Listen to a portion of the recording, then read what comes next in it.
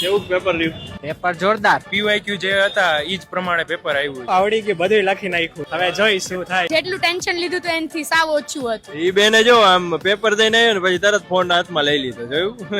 તમે મંદિરે જઈને બધા ભાઈઓ પેલા ભગવાન યાદ કરવા પડે ને. તમે કોને તેડવા આવ્યા છો? મારા સન ને. બંને જણા આવી જાવ. હા, આવું જ પડે ને. તમે તો આમ એટલા બધા એક્સાઇટેડ છો, ખુશ છો, તો આમ લાગે તમારા ઘરમાં પરીક્ષાને લઈને કઈ ખરાબ માહોલ છે નહીં. નહીં વિદ્યાર્થી હોશિયાર છે તો શું. એટલે જો વાલીઓ કેટલા હરખભેર એમના છોકરાઓને તેડવા આવ્યા છે. તૈયારી હમણાં ઘરે કેવી ચાલતી? ઘરે એકદમ જબરદસ્ત તૈયારી રાખી દીધી, દિવસ અને રાત એક કરીને. આજે 15 દિવસ રૂમ ની બહાર નહોતો નીકળ્યો. 12 થી 13 કલાકની તો દરરોજની કરવી જ પડતી હતી. મોટું જોઈને લાગે છે કઈ વાંધો નથી.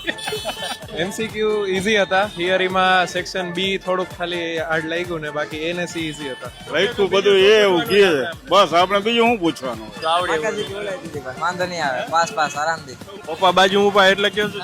ના ઓલ ઓવર પેપર સારું રહ્યું છે. ફિઝિક્સ નું આમ તો હોય હાર્ડ, પણ બહુ વાંધો નથી. હવે નેક્સ્ટ પેપર ક્યારે છે? 28 છે કેમિસ્ટ્રી. એના માટે all the best. Thank you.